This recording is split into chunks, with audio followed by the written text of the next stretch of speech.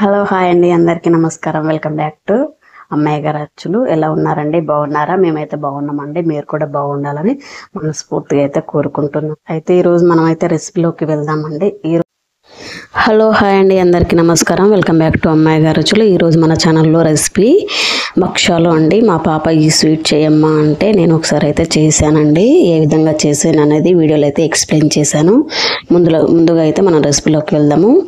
1 cup వరకు అయితే శనగపప్పు తీసుకున్నానండి. తీసుకొని ఓవర్ నైట్ అయితే నానబెట్టి వీడియోలో చూపిస్తున్నట్టుగా మనం పప్పు అయితే ఉడికించుకోవాలి. ఈ విధంగా మనం ప్రెస్ చేస్తే నగిలిపోవాలన్నమాట. ఆ విధంగా ఉడికించుకుంటే సరిపోతుంది.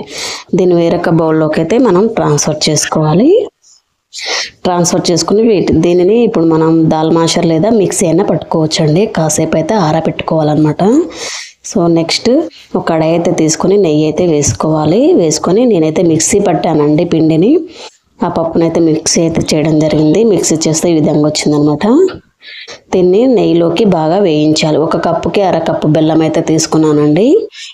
బెల్లం కూడా బాగా తురుముకొని పప్పులోనే వేసేసి సిమ్లో పెట్టేసి చేసుకోవాలన్నమాట.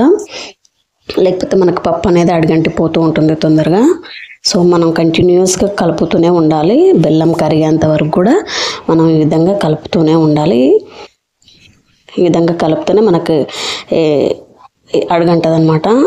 కడాయి నుండి సపరేట్ అవుతున్న టైంలో మనం తీసేసి సైడ్కి పెట్టుకుంటే ఒక 5 నిమిషాల పాటు చల్లారితే మనకి మంచిగా వస్తుందన్నమాట. నెక్స్ట్ నేనైతే దీనికోసం గోధుమ పిండి తీసుకున్నానండి. పూరీ పిండి తీసుకొని ఈ విధంగానైతే మనం భక్షాలు అయితే చేసుకోవాలన్నమాట. చూసారు కదా, ఈ విధంగా భక్షాలు చేసుకొని మనం నెయ్యి కానీ ఆయిల్లో కానీ ఈ విధంగా కాల్చుకోవాలి. కాల్చుకుంటే మనకు కావాల్సినటువంటి భక్షాలు అయితే ఎమ్మీగా వస్తాయన్నమాట. మీకు ఎన్ని కావాలో అనేది చేసేసుకుంటే సరిపోతుంది. ఈ విధంగా నేనైతే నూనెలో వేయించానండి. ఈ విధంగా నూనెలో వేయించుకుంటే సరిపోతుంది. మనకి ఇందులో బెల్లం వేసినాం కాబట్టి అప్పుడప్పుడు పిల్లలకి బెల్లం పెడుతూ ఉండాలండి. ఎందుకంటే హిమోగ్లోబిన్ పర్సంటేజ్ తక్కువ ఉన్నా కూడా మనకి ఇంక్రీజ్ అవుతుంది. సో అట్లాంటి అప్పుడు పల్లీలు బెల్లం అయితే బెల్లంతో ఏ ఫుడ్ చేసినా కూడా మనం పెట్టుకోవచ్చు. పిల్లలకి ఎదిగే పిల్లలకైతే చాలా యూజెస్ ఉంటుందన్నమాట. సో ఈ విధంగా చేసి పెట్టొచ్చు మనం.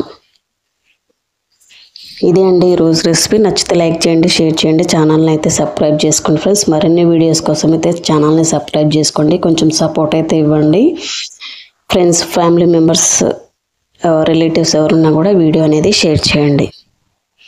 ఈ విధంగా భక్షాలు అయితే చేసుకోవచ్చు. మ్యాక్సిమం ఈ రెసిపీ అయితే మీకు నచ్చిందని అనుకుంటున్నాను. ప్లీజ్ కొంచెం అయితే సపోర్ట్ చేయండి. చూసారు కదా వీడియోలో ఈ విధంగా భక్షాలు అయితే రెడీ అయిపోయినాయండి. యమ్మీ టేస్టీ భక్షాలు. Thank you all of you. Keep watching.